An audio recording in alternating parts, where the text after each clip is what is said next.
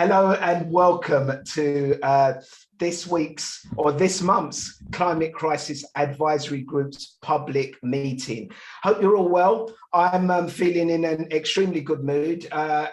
Some of you may have seen this weekend, I hosted an event called the Global Citizens Live event, which was it's an event trying to get as many people around the world to come together to feel like global citizens, to petition and to try and influence people in powerful positions in governments, in corporations, to fight against global poverty, to defend the planet, and to do all the things that we should be doing as citizens of the world. And the reason why it made me feel good is sometimes when we try to talk about climate change and all of these type of really important things that affect the planet, you can feel like you're plowing a lonely furrow. But it was good to see that there are many people out there like us who have the same mindset, who really want to do good and change the world and defend the planet.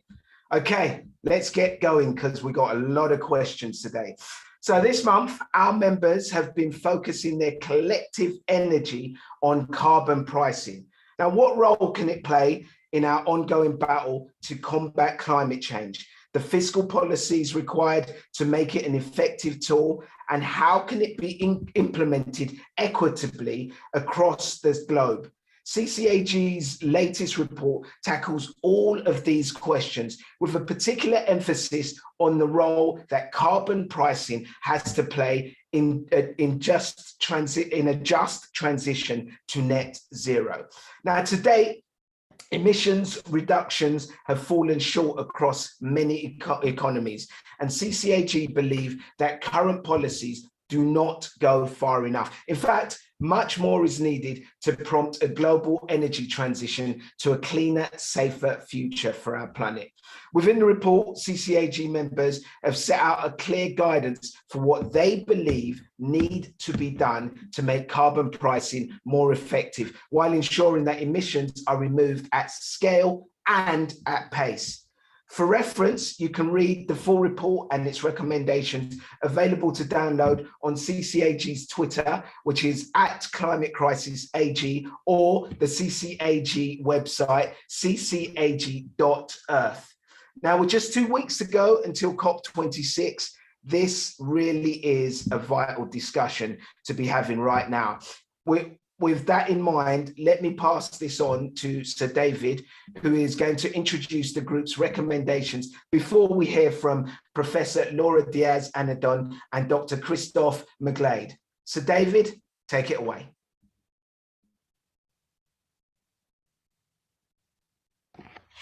Thank you, Ade.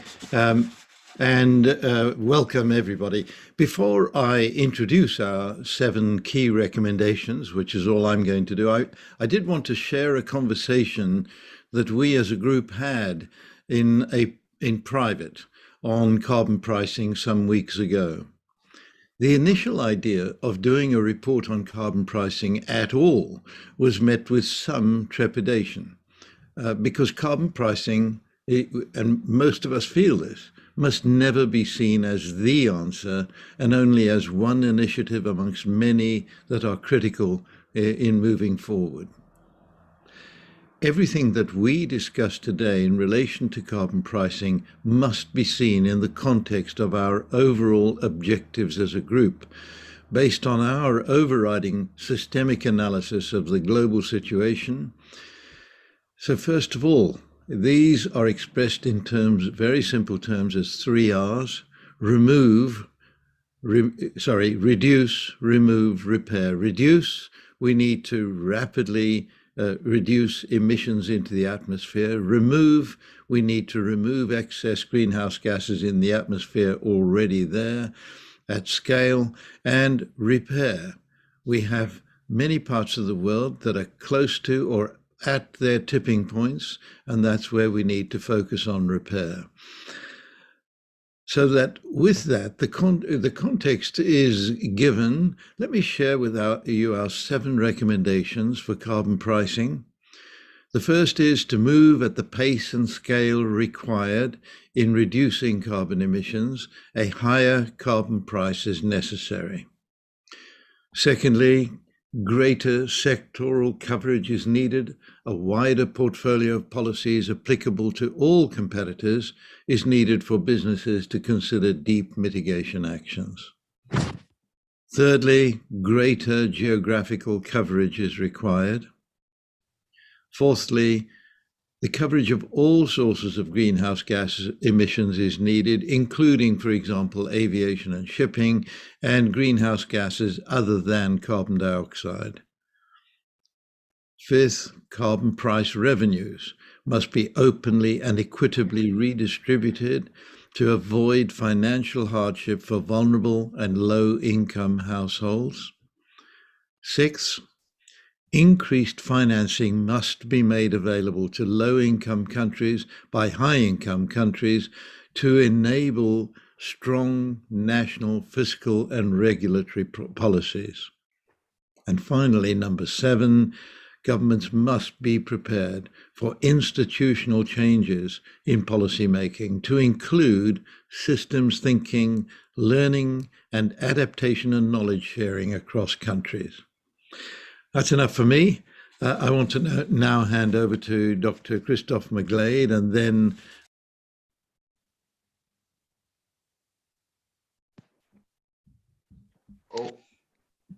you're just on mute, Sir David. Can you unmute yourself a second? There you go. Sorry, I'm going to hand over to Christoph McGlade and then Laura Diaz-Anadon, who will give their thoughts on this report, and then we'll go into the Q&A. Thank you. Thank you, Sir David. As we just heard, our view is that CO2 pricing and carbon pricing can be a vital tool to help reduce emissions. And there have been a number of very promising developments recently in this space. We've seen new countries, such as China, have introduced CO2 pricing for the first time. And existing schemes, such as in the European Union, have been strengthened. And today, it's the case that just over 20% of global CO2 emissions are covered by this type of pricing. And this is up from about 15% last year. However, we shouldn't get too carried away by these promising developments. Unfortunately, to date, the performance of CO2 prices has been somewhat disappointing. Many of the existing schemes around the world exempt certain sectors or activities from taking part.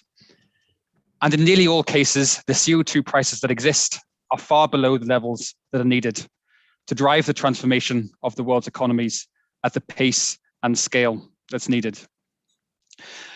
As Sir David has just pointed out, there's various things that can be done to fix CO2 pricing around the world.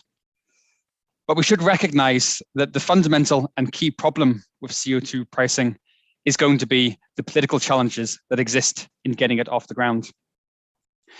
Introducing new or higher taxes is always going to be fraught with difficulty. This is because there's a perception, whether it's real or imagined perception, that CO2 prices will increase energy bills, harm the competitiveness of domestic industries, or generally that they can be very unfair. And indeed, actually, things can be slightly worse than that.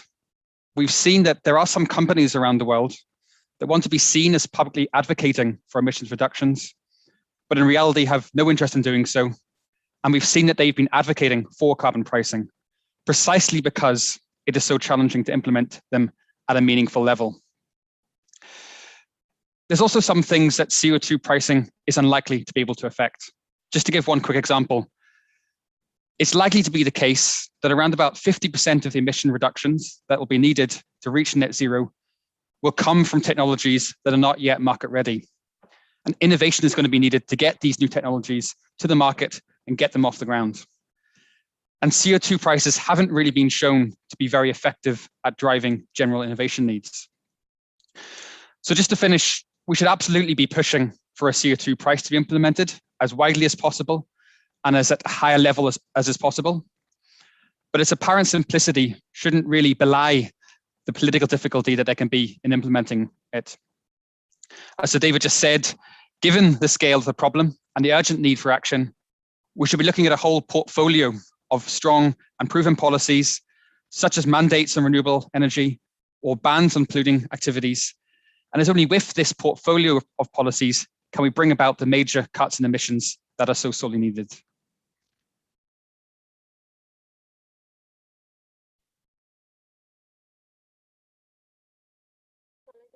Sir David?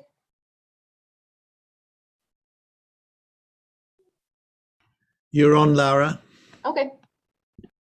So I will just expand on 2 points that Christoph mentioned. And again, I cannot reiterate enough that we were a little conflicted about taking on this as a topic, because we didn't want to give the wrong impression that we were saying that this should be the policy that should rule them all.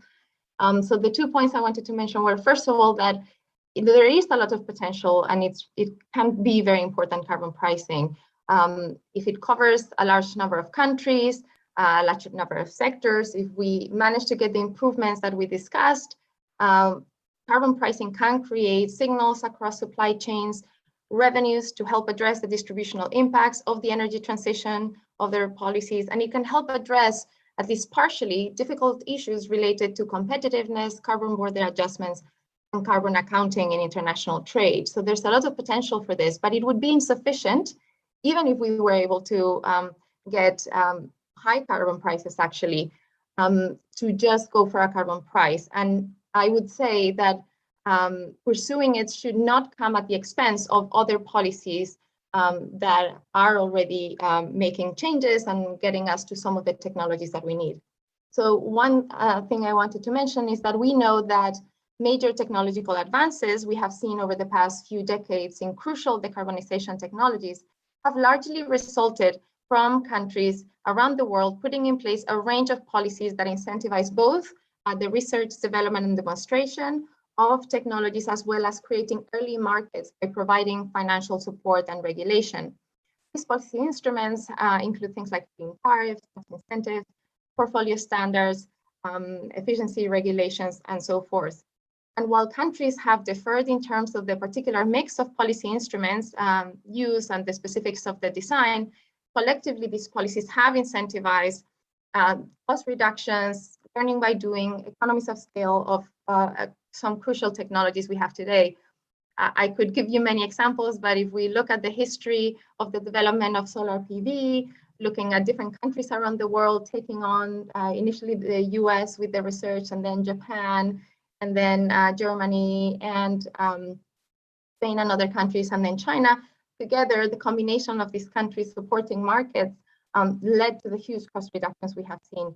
Similar story with wind, with an early roll of the US and Denmark, and then again, Germany, Spain, and so forth. And then even lithium-ion batteries, where we saw the move from consumer electronics to electric vehicles, thanks to a wide range of programs around the world incentivizing electric vehicles. So we cannot ignore some of the policies that have gotten these big cost reductions. We have seen that carbon pricing has, in some by some metrics, affected innovation in some technologies, but some of these big cost reductions we can largely attribute to the other policies. So, so there are several reasons why this is the case, why we cannot just go with carbon pricing.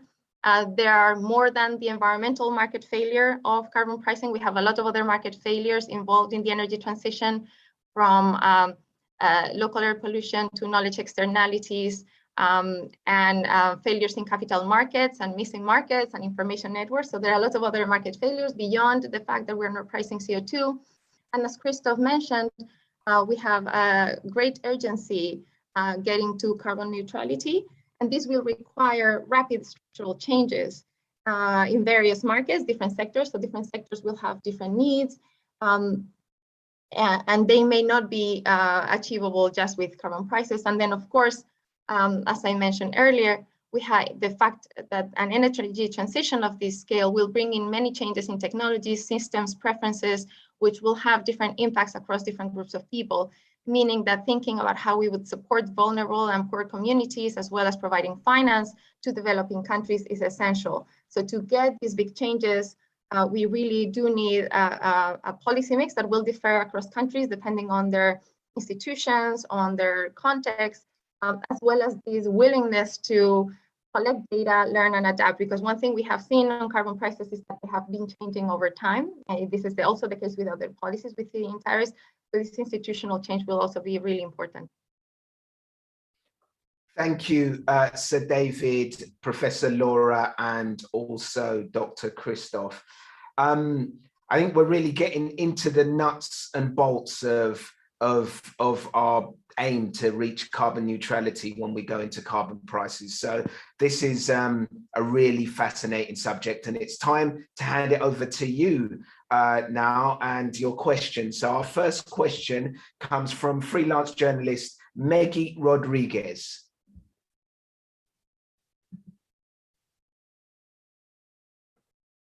Meggy, can you unmute yourself? Are you there, Meggy?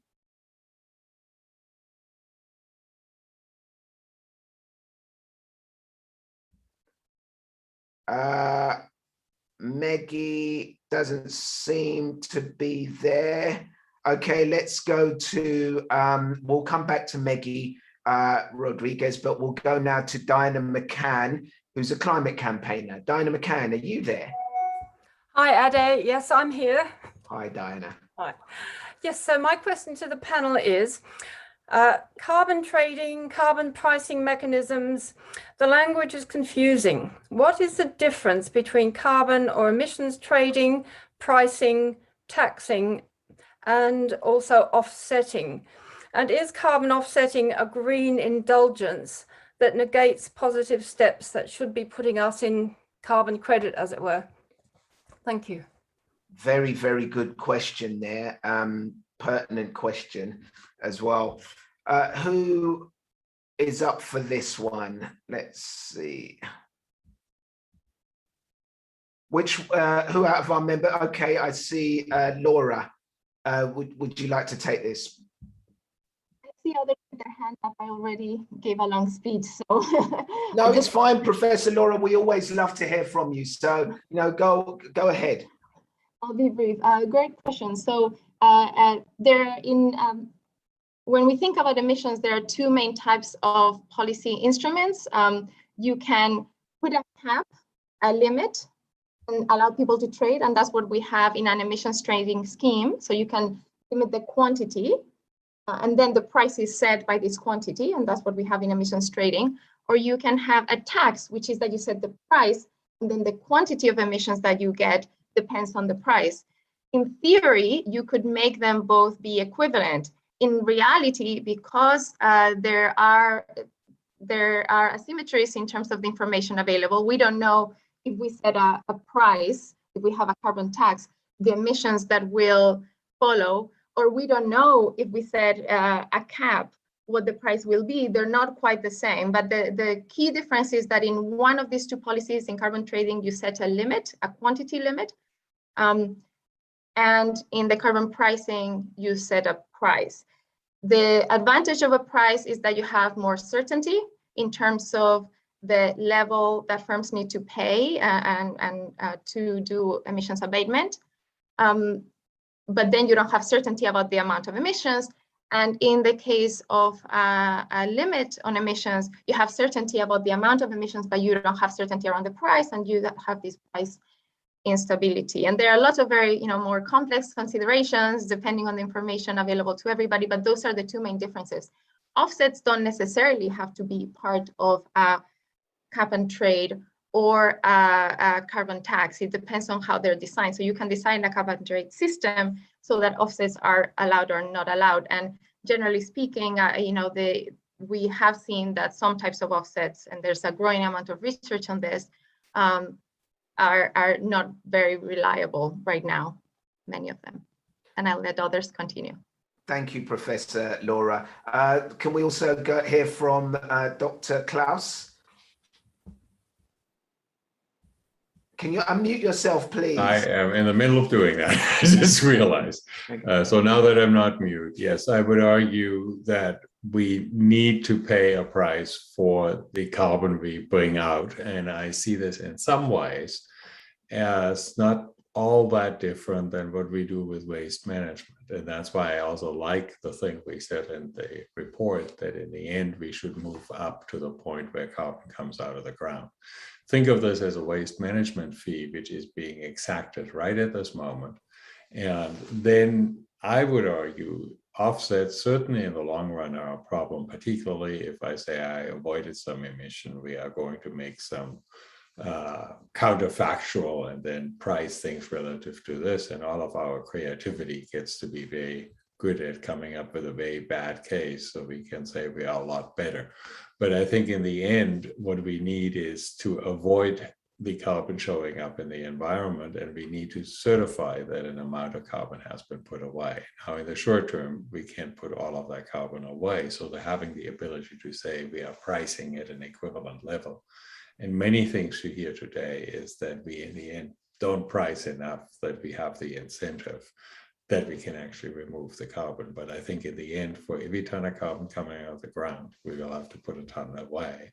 And that needs to be paid for. Now, meantime, we need to create the incentive structure that people actually understand that there's a cost of doing this. So it's not free to deal with the climate problem. And right now we have pretended it's free and just dumped the CO2 into the atmosphere. It piles up there and does damages. And in the end, we need approaches which avoid that. One way of avoiding it is not to use fossil energy. Another is to pay for the removal of the carbon which comes out of the ground. I don't think it's just an indulgence. It's the reality that we have to pay for the things we do, and it is not going to be free. How to make it equitable is another very difficult question we will need to answer. Thank you, Klaus. I mean, it strikes me that we're still at very early stages when it comes to carbon pricing. So there's so much that we have to work out and figure out to make it clearer to the general public, so that they understand, this new concept and commodity. And we can do a lot of damage by creating offsets and indulgences which are, if you look at it carefully, not truly justified. And the problem I see with them is once they are implemented, they are very hard to get rid of again. We need to make sure that if we charge for carbon, we charge for it correctly and fairly, and do that from the start and not say, well, if I pretend I put a carbon away, I get paid for it. And it's a very easy trap to fall into. Very good point. Professor Johan, can we hear from you? Yeah, just a few points. Just to start, to begin with, I mean, not to correct you, Ade, but I would quite strongly argue that carbon pricing is not new. It's been around for a very long time. We have so much economic climate research showing that, just like was pointed out in the introductions here, that a price on carbon is, of course, not a panacea, but there's a lot of research showing that it's a necessary component for us to have any chance of phasing out at scale and at the pace we're asking for in terms of reaching a net zero world economy by 2050. Over 50 nations in the world apply a price on carbon. We have so far no carbon trading scheme that really has worked. So I would also argue that most empirical research shows that a direct carbon tax is more efficient. The most efficient carbon tax in the world is actually the Swedish one, applied in 1990 at 100 euros per ton of carbon dioxide for all the sectors outside of the emission trading scheme in Europe, meaning outside of the heavy industry. It has led to a revolution. It led to throwing out oil and gas as a heating source, and in came a renewable energy system. Sweden is today, in all its heat and all its electricity, powered through renewables, thanks to the 100 euros per ton of carbon dioxide tax over the past 30 years outside of the emission trading scheme. So it can work. So I think it's really important to bear in mind that this is a well-proven policy tool. And I would also, just like Laura says, really not mix offsetting with carbon pricing. Offsetting is something completely different, and I'm also quite concerned and critical about that because it can very much be misused. But let's keep them apart, I think, in this in this discussion. That's at least my suggestion. Okay, thank you very much for that, and I agree with you. It's not new, but definitely, I still think there's many people out there in the public who it is still new to, and that's why this board is so important to get that information out there. We'll have one more from Professor Mark Maslin. One more answer. So Diana, I'm just going to deal with the curveball that you threw us at the end of your question, which was the offsetting. The interesting thing is that we are all on this panel very critical of carbon offsetting. And the interesting thing is that we have different views of why. What's interesting now is most of it is in the voluntary market. And what's really concerning is there are excellent projects out there. There are NGOs, companies working tirelessly to make sure that the offsetting is real offsetting. And those are gold standard and brilliant. There are some that are okay, and then there are some that are truly awful. And the market hasn't evolved. So again, you can still have offsets for renewable projects, which are actually cheaper than fossil fuel projects. So why do they need the offsetting? But we have to be pragmatic, because the research says that companies are going to demand more and more offsetting, and actually the market could grow 20 times in the next 10 years. So even though we don't necessarily like it, we don't actually agree that this is actually going to work, we have to regulate it and make it work.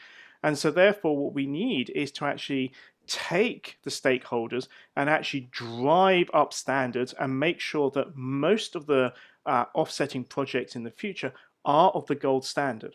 The interesting thing is, of course, with pressure on land, the price will automatically go up. So we're looking at prices per ton of between $50 and $100 per ton for offsetting in the future. And that makes a really interesting economic dilemma, because companies will then go, oh, actually it's cheaper for me to reduce my emissions than it is to offset. So we need to keep pushing to make sure that it's properly regulated and we have a proper market, not the Wild West which we have now. Thank you for that. Diana, I hope we've answered your question there comprehensively. I'm now going to move on to our third question, which is from Professor Kevin Anderson from the British climate scientists. And his question, I'll read this question out. It's, however we choose to disguise the fact, living within a small and rapidly dwindling carbon budget for 1.5 to 2 degrees is innately an issue of rationing. Until we have fully decarbonized society, the question then is, how do we most appropriately divide out such an essential resource? Who would like to take that question on? Really poignant question, I think. Hands up from our panel.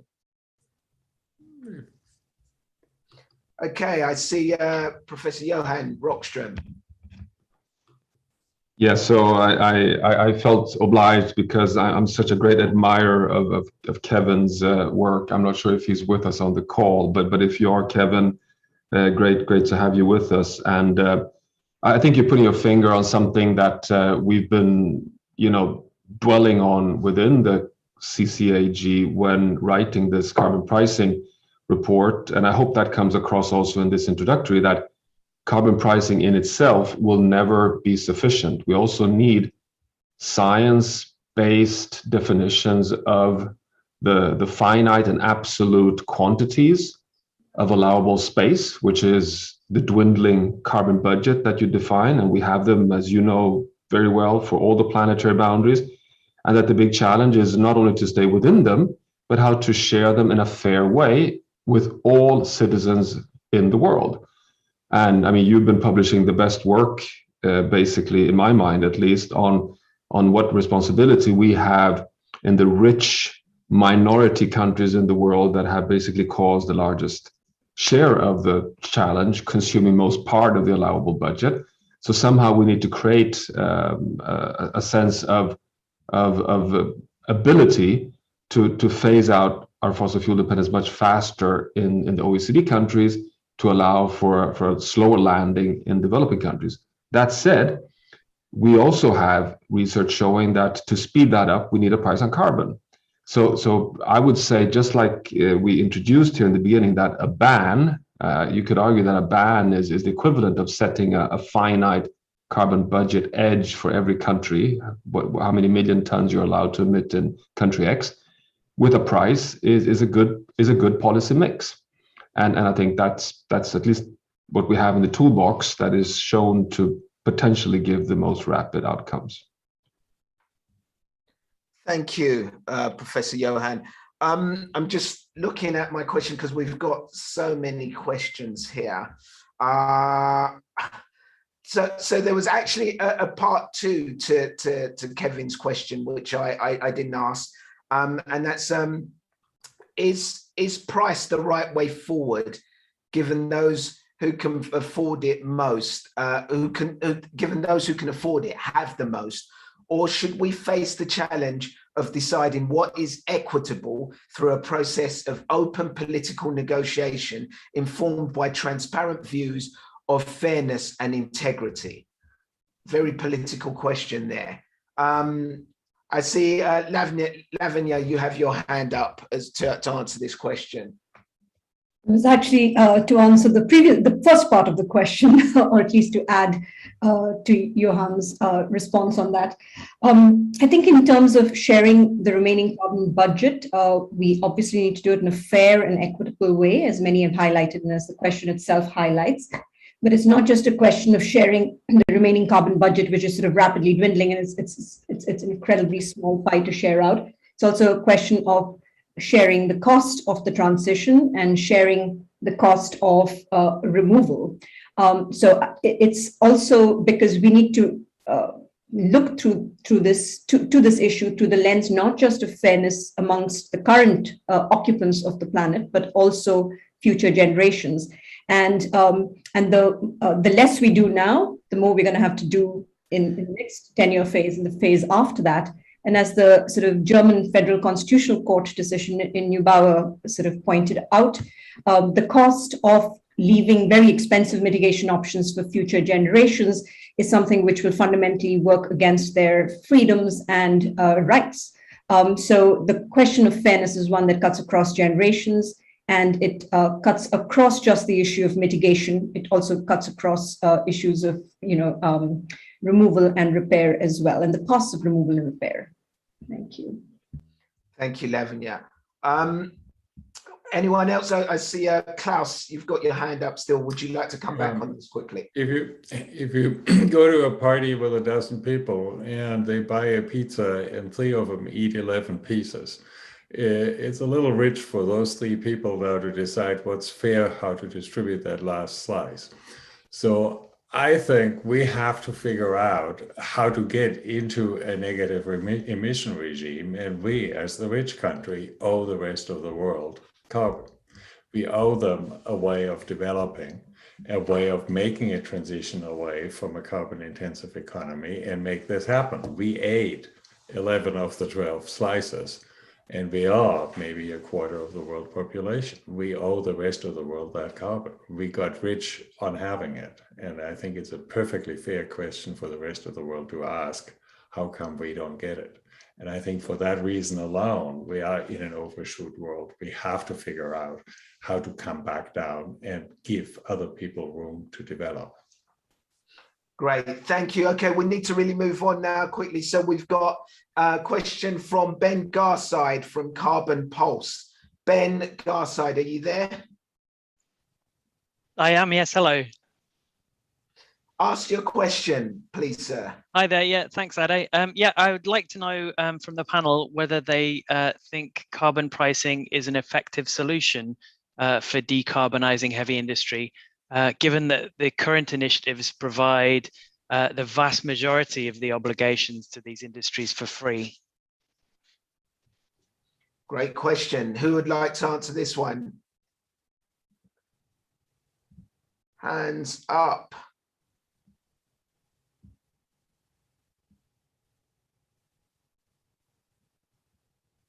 So David, have you got any thoughts on this question?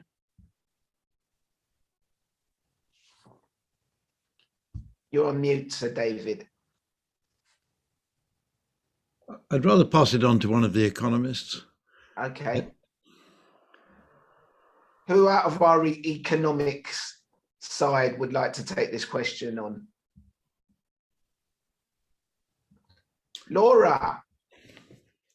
I can't fully take this question, but I'll give some thoughts. It's a good question. And I think what I would say is that as Christoph and Johan mentioned so far, because of the politics of the situation, because of the lobbying of different industries and competitiveness concerns, most of the carbon pricing schemes that we have excluded some of the sectors that are more vulnerable to trade.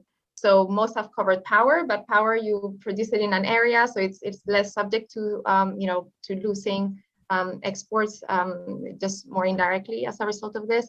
So far, what we have seen is that most of the trading schemes and carbon taxes have excluded particular sectors that are those where some of these hard to decarbonize sectors where we need some of these technologies that are not yet mature, that need to be incentivized with these other range of policies. So overall, we do see that industries, even with the small carbon prices in general, we do see increases in patents.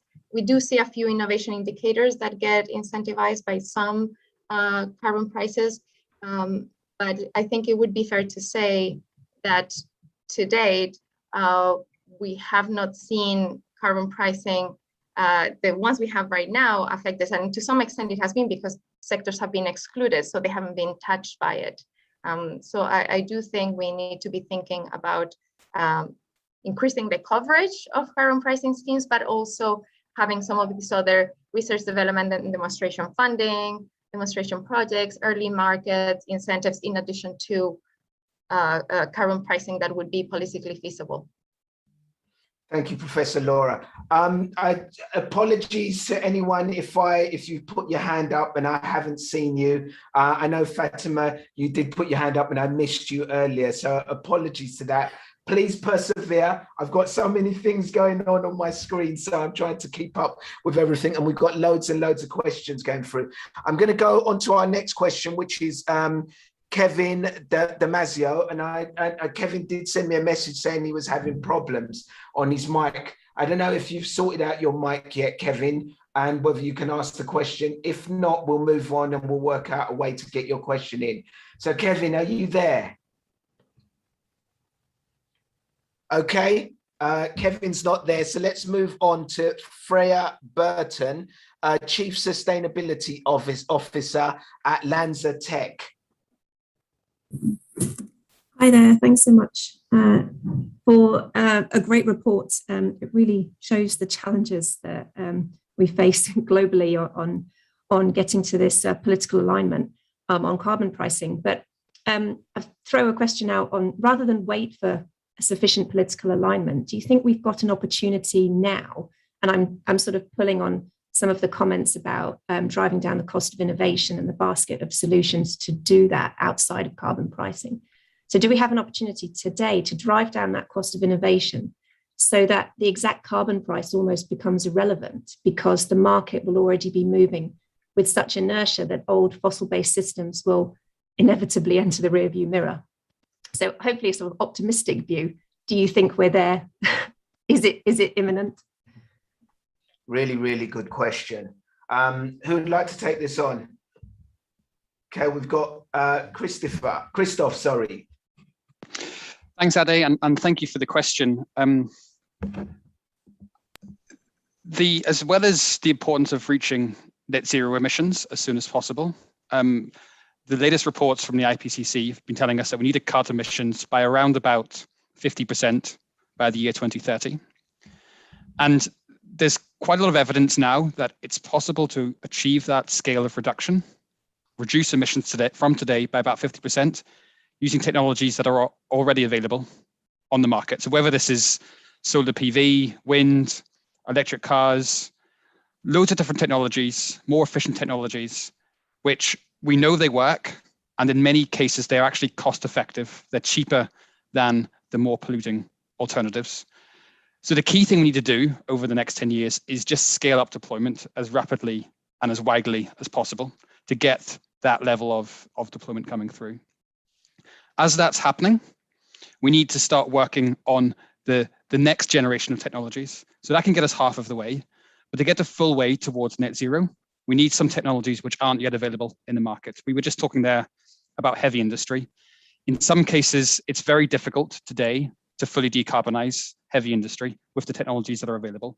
We need new technologies coming through, whether that's things like low carbon hydrogen or carbon capture and storage or bioenergy. There's a whole different range of options which could come through, and we need to push the innovation to get them available in the market. The carbon pricing can have some role to play in both that scale of deployment and in driving innovation. But as we've been saying on a number of occasions now, it's a complementary policy.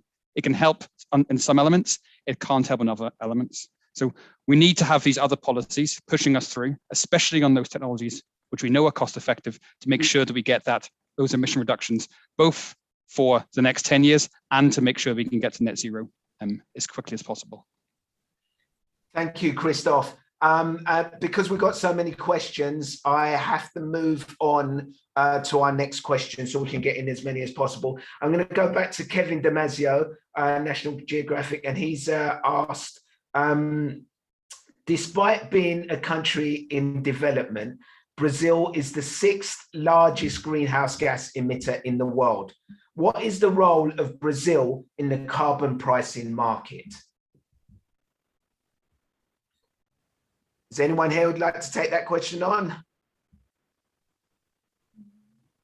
Laura, perhaps? I know you felt you've spoken a lot, but if you've got something on this.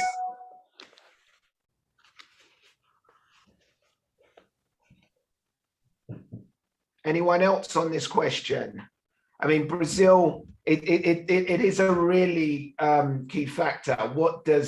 It's that contradiction. What does a country who is seen as not at the top economically, but still a massive carbon emitter, how do they deal with this solution? What part do they have to play?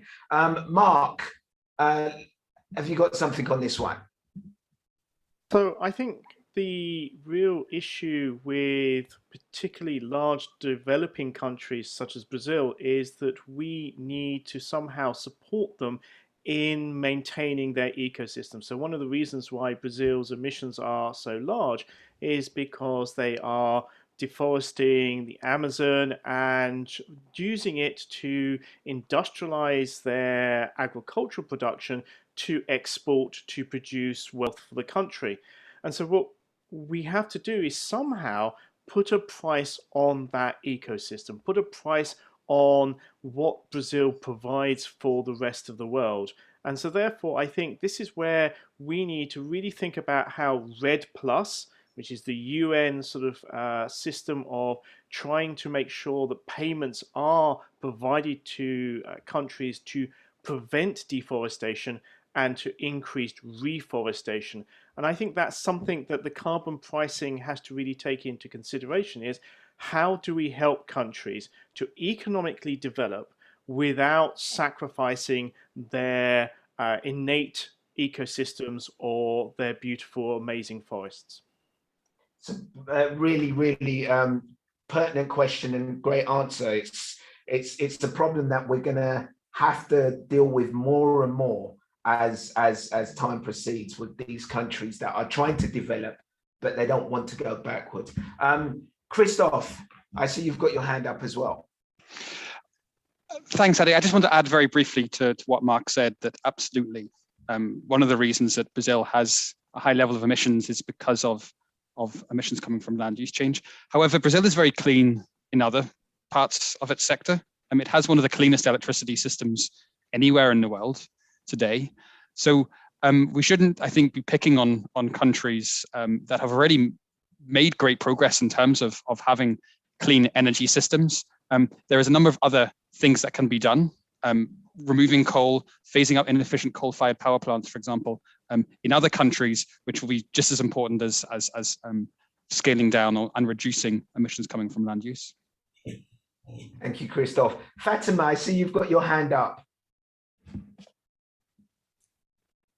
Yes, sorry, Ade. I mean, I don't mean to push back on what Mark has just said, but I think we need to be careful about the word help and how that is perceived, especially from a developing country's perspective. Because what might be seen as the sort of global solidarity help might also be classified as some kind of controlling help, carbon colonialism help. Countries and developing countries, I should say, very often do not have the capacity to even direct the nature of that help. That's a political economy issue. I think Klaus's metaphor of a pizza was earlier very telling, because there is a sense that those who have eaten into the carbon budget can also dictate the essence of what that carbon budget should look like, or how to distribute the rest of the budget. So we have to find ways of ensuring that whatever comes out of the tax and that taxation sort of revenue that comes out of that can also support innovation, can support technology transfer, in ways that do not penalize countries that need to also produce some of those heavy industry. I think, Laura was talking about the hard to abate sector.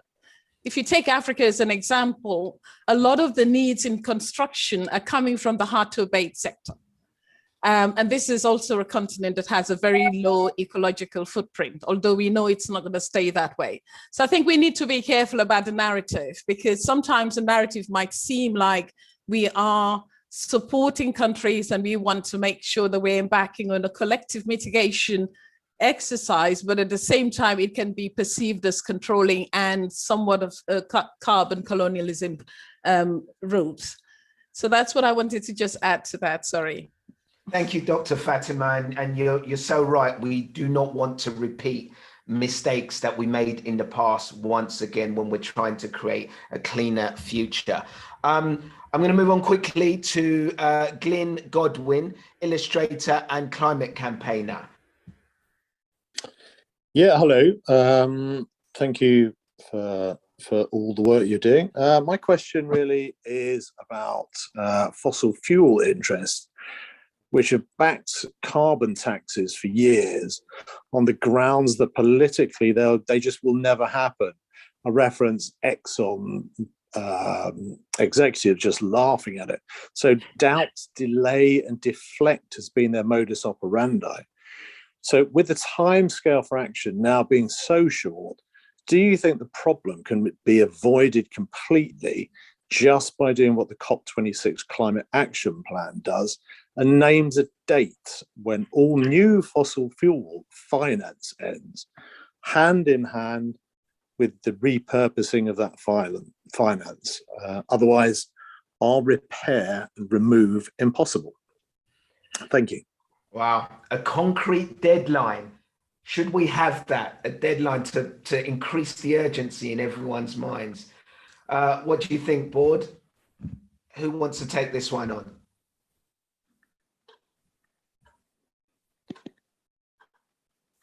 Okay, I just saw, was that Tero? Tero, you go for it. Well, greetings everybody, and this is more a little bit on the, shall we say, global structure of our society. I think the question here and the deadline is very timely, but in many ways impossible because of the way the fossil fuel infrastructure and economy is intertwined with the economy of large countries. Mostly, of course, here in the north and in the Arctic, we are having, for example, Russia, that's the largest single country in the world, and the most assets that the state has in Moscow and in Russia are smack on tied with the oil and gas, and they have actually become national security questions in many ways for the some countries like Russia. That's why imposing a deadline or putting in place quick fixes will probably work on some markets, and some political regimes. But we have to also acknowledge that there are these some public and some non-public links to power, geopolitics, and intertwining of state political regimes and fossil fuel companies that will make this extremely complex transition.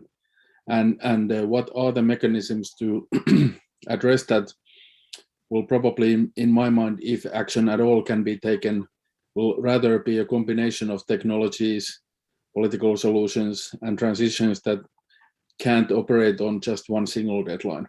Thank you. Thank you for that answer. And Dr. Fatima, I see you have your hand up. Yeah, I think Tara's said some of what I wanted to say. I mean, I don't think a sort of a blanket, ban or a deadline would be applicable for all countries. Because they're not all at the same starting point. If you take countries that are very much hydrocarbon dependent, especially those in Africa, they need to manage their exit carefully, because this is also about their own survival. So I don't think that you could impose a deadline and that would work for everyone. But I think rather those who have the capacity to move faster should do so. I think it's about differentiated speeds. So if you can take a faster lane, then there's greater urgency that you do so. And then you also incentivize and help others to follow suit. Thank you, Dr. Fatima. Sorry, I'm just watching the changes on our questions here as we've got so many questions coming through. Glyn, I hope that answered your question. It's a very complicated one, and I'm sure it's something we'll discuss more in the future. I think our next question here is Phil Gorbel, Director of Advocacy at the Carbon Literacy Project.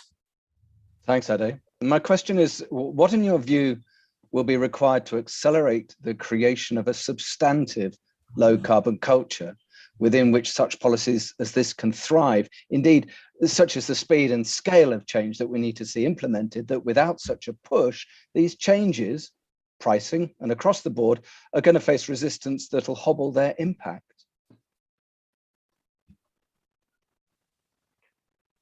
Lorraine, I see you have your hand up there for this one.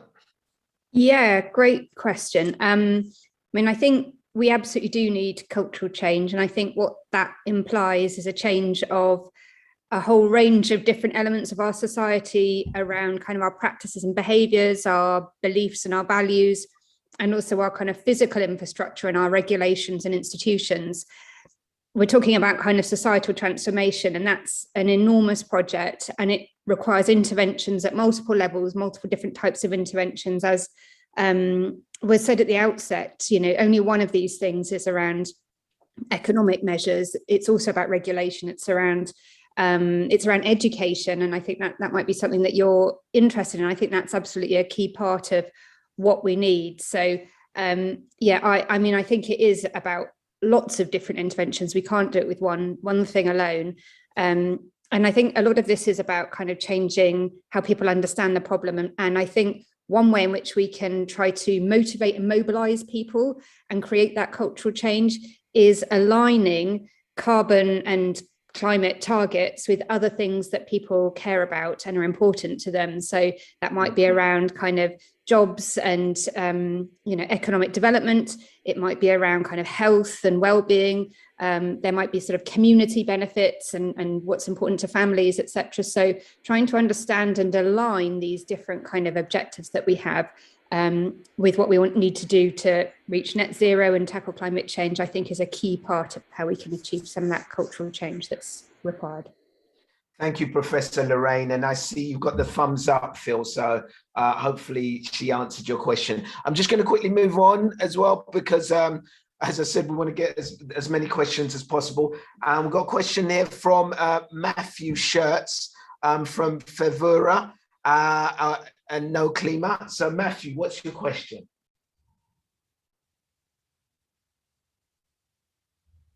Can you hear me, Matthew? Hello. Hi, Matthew. Hello, how are you? I think that question was from last time, and I've been asked to leave it for another occasion. Oh, so about refreezing the Arctic. Okay, about refreezing the Arctic. Okay, well, we will deal with that on another time. So I got a question here actually, and it's from COP21. Hopefully, hold on. Sorry, my screen is changing so regularly, so bear with me. And it's this is from another question, and it says from COP21 in Paris to now, what are some good examples of carbon marketing pricing done right? What are the possible features that made them successful? Market size, progressive government, strong institutions, and popular. And will there be any new arrangements for carbon markets in discussion at COP26?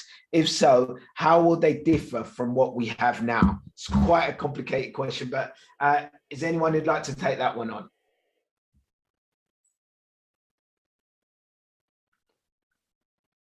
Not much time, so if someone wants to speak, let me hear you now.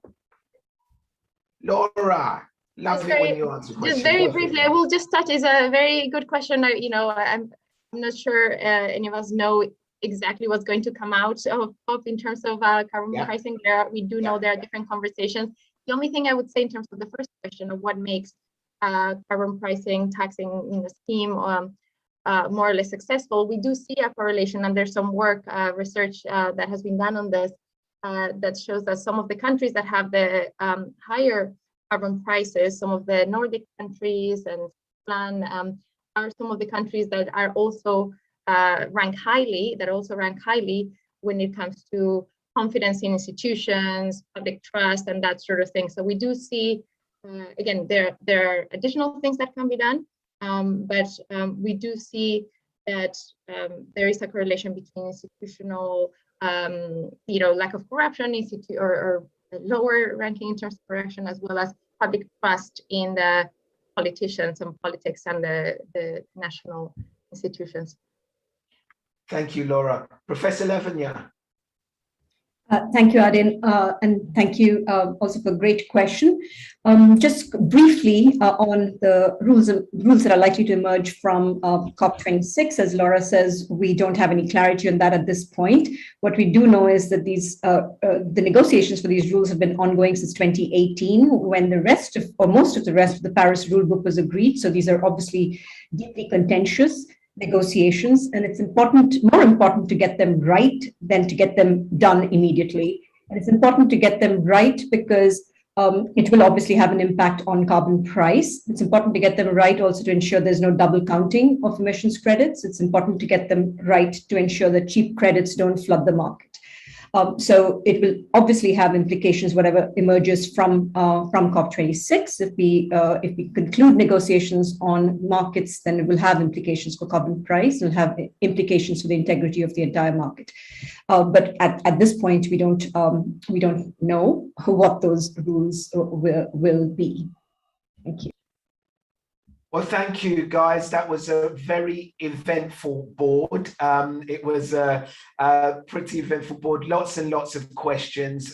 Once again, thank you for all the questions you brought in, and thank you for all of the answers. Unfortunately, that's all we have time for today. Please come back again next month with more questions, and hopefully we can continue the conversation.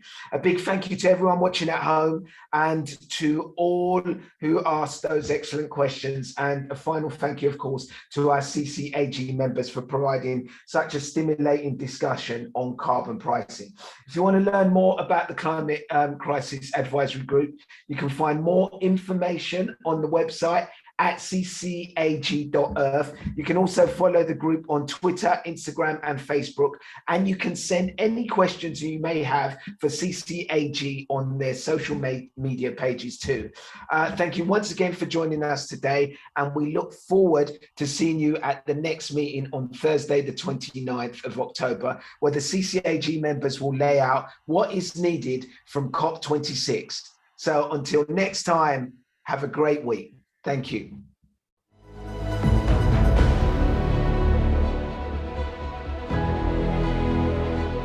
The situation with climate change is clear.